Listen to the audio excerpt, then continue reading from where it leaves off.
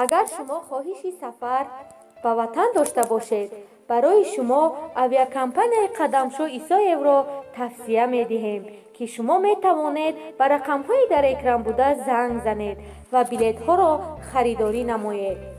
برای پیشرفت شبکه آبونه شوید و زنگولچه را پخش نمایید. قصه های زندگی دخترکان دهاتی. میرنبی میخواهد قالب شکنی کند. یک ساکن جوان ناحیه واسه میگوید که 2 سال باز در صحرا کار میکند تا خرج تحصیلش در یکی از دانشگاه‌های کشور را پیدا نماید.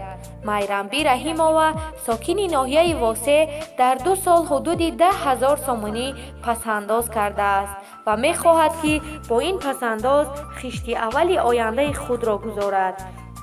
میرنبی در حال به این قرار رسید که دید والدانش به تحصیل برادران او ارج میگذارند و اما برای دختران پول خرج کردن نمیخواهند. این جوان دختر 19 ساله از کمترین دختران دهات تاجیکستان است که میگوید دیگر با امید کسی نمی شود و نه برای جهاز عروسی بلکه برای داخل شدن به دانشگاه پول جمع می کند. میرنبی رحیمова 2 برادر و 3 خواهر دارد. مثل همه دختران دهاتی صبح بر وقت میرنبی با ربوچین حولی و نگاهوبین گاو آغاز می شود. گاوها را به چراگاه می برد و بعدا از پی کار در پختزار می شود. میرنبی میگوید که از این شیوه زندگی خسته شده است و نمیخواهد زندگیش مثل حیات مادرش یک رنگ و تنها به کارهای وزنین گذرد. پدرم دایی میگوید برای داخل شدن من به دانشگاه پول ندارد. برای همین خودم چابوق میکنم، پخته میچینم و 2 سال میشود برای خرج تحصیل پسنداز میکنم. سال آینده نیت دارم که حجتها را برده سپارم، میگوید میرنبی مکتب را 1 سال پیش تمام کرده به خاطر تحصیل در دانشگاه پیشنهاد چندین خواستگارها را رد کرده است. پدر و مادرم میخواهند شوهر کنم و مثل خواهرهایم باقی مانده عمرم را در صحرا گذرانم. مادرم همه جهاز عروسیم را آماده کرده است اما من این را نمیخواهم. البته در شرایط کنونی تاجیکستان با داشتن 10 یا 15,000 سومانی تحصیل در رشته حقوق شناسی یا دانشگاه طبی و تکنیکی خیلی دشوار است.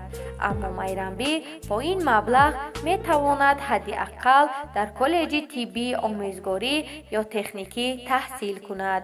در دهات تاجیکستان که دخترها از خردسالی کارهای سنگین صحرا را انجام میدهند، بعد از ختم مکتب معمولا زود شوهر میکنند. برای شکستن قالب‌ها و ساختن زندگی جدید تلاش نمیکنند و به تقدیر تن میدهند. سفرماه علیوا امسال مکتب میانه را ختم میکند. او در قیرقاچ یکی از دهه‌های دوردست ناحیه همدانی زندگی میکند.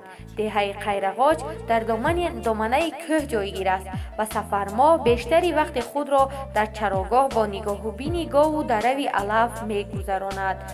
خواهر بزرگ سفرماه که یکی از سال از کلانتر است شیر و چکه خونه‌شان را جمع کرده برای فروش به بازار مرکزی ناحیه میبرد.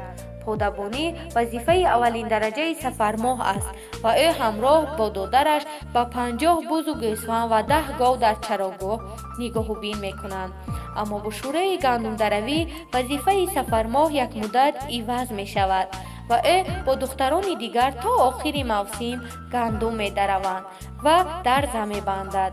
سفرماه می گوید از دهه آنها تقریبا یگان دختر برای تحصیل به دانشگاه ها نمی روند. او می گوید که دانش خودش بد نیست اما پدر و مادرش باور ندارند که او تواند تنها در شهر بیگانه مستقلانه عمر به سر برد. برفیما غنیوا رئیس سازمان جمعیتی خیرخواه زمان که برای بالا بردن وضع اقتصادی دختران دهات در مناطق تاجیکستان کار میبرند میگوید مشکل اساسی دختران دهه ترس آنهاست.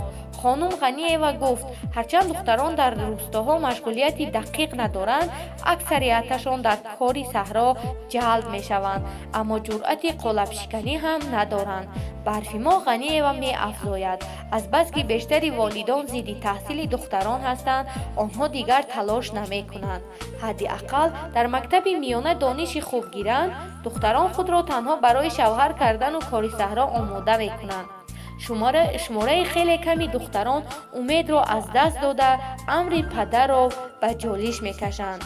هنوز معلوم نیست که قهرمان اولین ما میرنبی رحیم‌اوا موفق می شود یا نه، اما او میگوید برای بیرون رفتن از زندگی سنگین دهه الکی نخستین قدم را گذاشته است.